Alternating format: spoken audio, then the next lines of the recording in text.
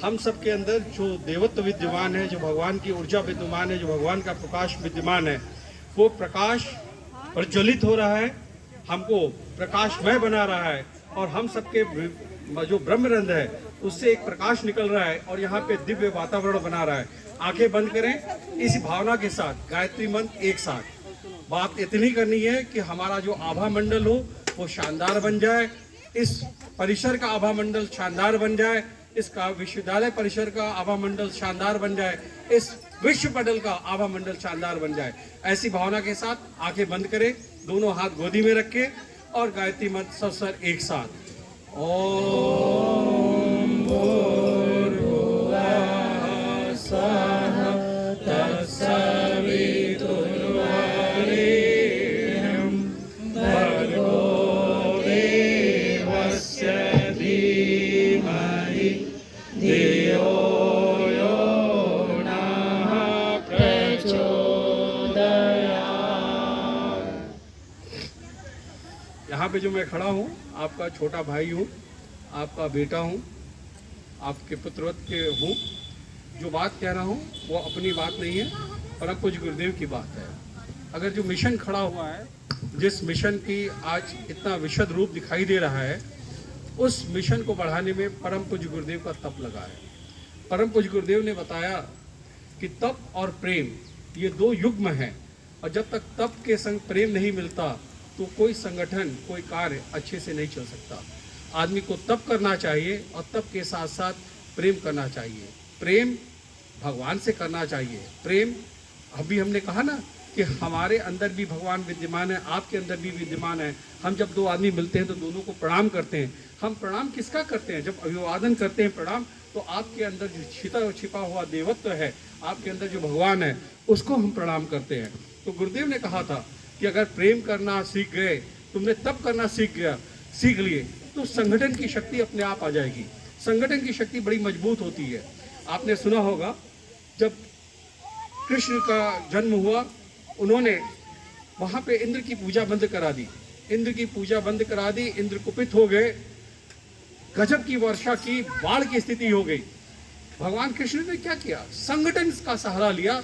जो छोटे छोटे ग्वाल बाल थे, जिन्हें बांध बनाने की तमीज नहीं थी, उन बच्चों से 24 घंटे नहीं बीते, 10 घंटे के अंदर उन्होंने वो पूरी का पूरा बांध बना दिया। अगर आप कभी गोवर्धन पर्वत जाएं तो वहाँ देखेंगे पूरा पत्थरों की श्रृंखला बनी है और जो उन्होंने बाढ़ का प्रवाह था उसको रोक दिया और अपने सारे गोकुल वासियों को बचा लिया।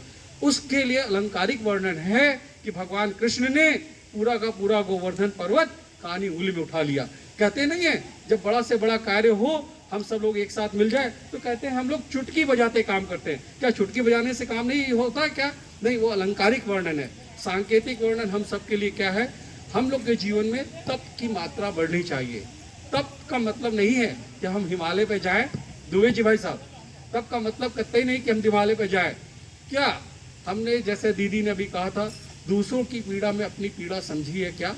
हम प्रकृति की पीड़ा से अपने आप को द्रवित महसूस करते हैं क्या? और करते हैं तो उसके लिए क्या कदम बढ़ाया? अगर कदम बढ़ा लिया तो हमने तप करना शुरू कर दिया। और तप के साथ प्रेम का युग्म बना है। जब तक आप प्रेम नहीं करेंगे तो आपके अंदर तप की भावना नहीं आएगी। अगर आपने प्रेम करना सीख लिया, तप करना सीख लिया, तो बड़े बड़े कार्य चुटकी बजाते हो जाएंगे। बड़े बड़े कार्य कानी उंगली पे खड़े होते चले जाएंगे। हमारे सामने बड़े कार्य क्या है ये भी समझना चाहिए। बड़ा कार्यक्रम कर लेना कोई बड़ी बात नहीं है। बड़ा कार्य वो होता है जिसके करने से मानवता का विकास हो, जिसका प्रभाव सदियों सदियों तक दिखाई देता हो। कृष्ण आते हैं, उनका प्रभाव सदियों सदियों तक दिखाई देता है। बुद्ध आते हैं, उनका प्रभाव सदियों सदियों तक दिखाई देता है। महावीर आते हैं, उनका प्रभाव सदियों सदियों तक आता है। परम पूज्य गुरुदेव आते हैं, उनका प्रभाव सहस्राब्दियों तक चलता है। तो ऐसे प्रभावशाली क्या हम व्यक्ति बन सकते हैं क्या?